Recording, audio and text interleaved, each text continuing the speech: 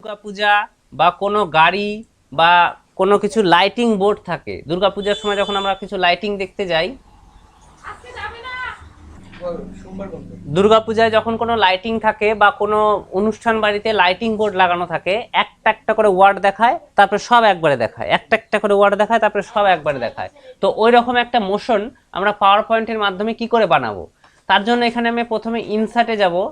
ইনসার্টে যায় এখানে text box নিব, ওয়ার্ড আর্ট নিব না। ওয়ার্ড আর্ট নিলে বিভিন্ন স্টাইল হবে, টেক্সট বক্স নিলে আমার প্লেন লেখা হবে। টেক্সট বক্স নেওয়ার পরে আমি এখানে লিখছি,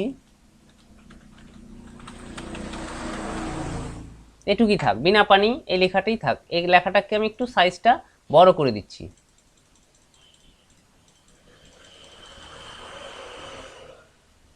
বড় করে এটাকে লেখাগুলোকে একটু স্পেস দিচ্ছি, একটা করে ওয়ার্ডের পরে স্পেস দিচ্ছি, যাতে করে আমাদের পরে স্লাইডগুলো বানাতে সুবিধা হয়। পেজের মধ্যে যেন থাকে, পেজ থেকে যেন বের হয়ে না যায়। লেখাগুলোকে একটু বোল্ড করে দিচ্ছি। এ পর্যন্ত বোঝা গেল?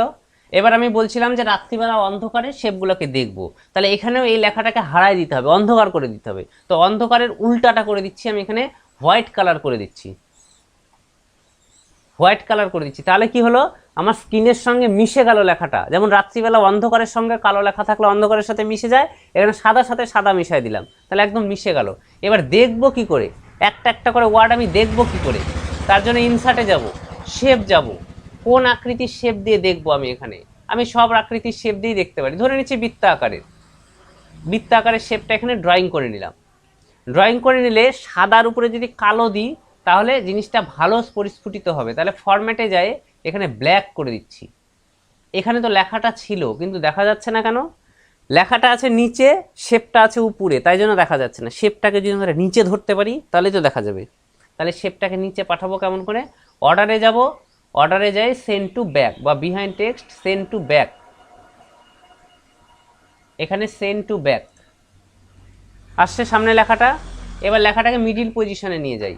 এই যে বি আইটাও দেখা যাচ্ছে, তাহলে আর একটু চাপাই দিই, শুধু একটা ওয়ার্ড যেন দেখায়। একটু বোঝা গেছে? এবার এখানে ডুপ্লিকেট স্লাইডের কাজ করব। ডুপ্লিকেট স্লাইড মানে একই রকম আর একটা স্লাইডকে বলা হয় ডুপ্লিকেট স্লাইড। তাহলে আমরা স্লাইড সেকশনে যাব, এই যে এখানে স্লাইড সেকশনে যাব, যাওয়ার পরে এখানে রাইট ক্লিক করে ডুপ্লিকেট স্লাইড করব। তার মানে এই যে একটা স্লাইড ছিল, সেম টু সেম আর একটা স্লাইড চলে আসলো, মানে আর একটা পেজ চলে আসলো। এই পেজটাকে কি করব, বি এর পরের ওয়ার্ডটাকে দেখাবো। এনটাকে যেন না দেখা যায়, তার জন্য এটাকে আরেকটু চিকন করে দিচ্ছি, একটা একটা করে যেন দেখা যায়। দুটো একসাথে দেখলে ভালো লাগবে না দেখতে। এরপরে আবার এটার উপরে রাইট ক্লিক করব, আবার ডুপ্লিকেট স্লাইড করব, তারপরে পরের ওয়ার্ডটাকে দেখাবো। সেম টু সেম আবার ডুপ্লিকেট স্লাইড করব, তারপরে এটাকে আরেকটু চাপিয়ে দেব, তারপরে আবার ডুপ্লিকেট স্লাইড। ডুপ্লিকেট স্লাইড মানে জেরক্স কপি বা একই রকম আর একটা স্লাইড। আবার এটাকে রাইট ক্লিক করে duplicate slide,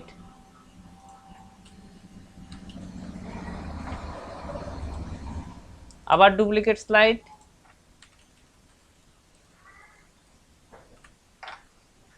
same to same ভাবে আবার ডুপ্লিকেট স্লাইড করব। মানে যে কটা আমার লেটার থাকবে সে কটা আমাকে স্লাইড শো বানাতে হবে। বানালাম, আর একটা ডুপ্লিকেট স্লাইড বানাই। এটা কি জন্য, কি বলেছিলাম, লাস্টের বার যেন সবগুলো একসঙ্গে দেখা যায়।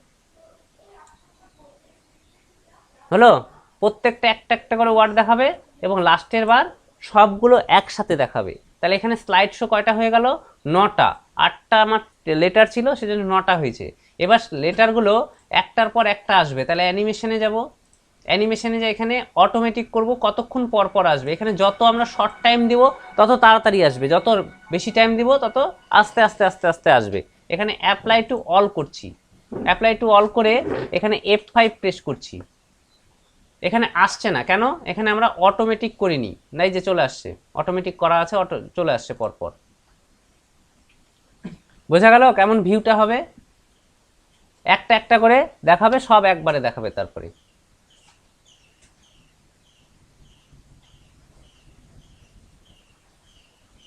সব একবারে দেখাবে। একবার দেখায় বন্ধ হয়ে যাচ্ছে, একবার দেখায় যেন বন্ধ না হয়, তার জন্য স্লাইড শোতে যাব, slide setup show, loop continuously করে ওকে করব।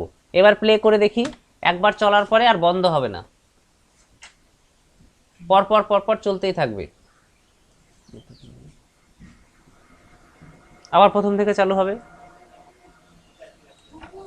এইভাবে পরপর পরপর চলতেই থাকবে।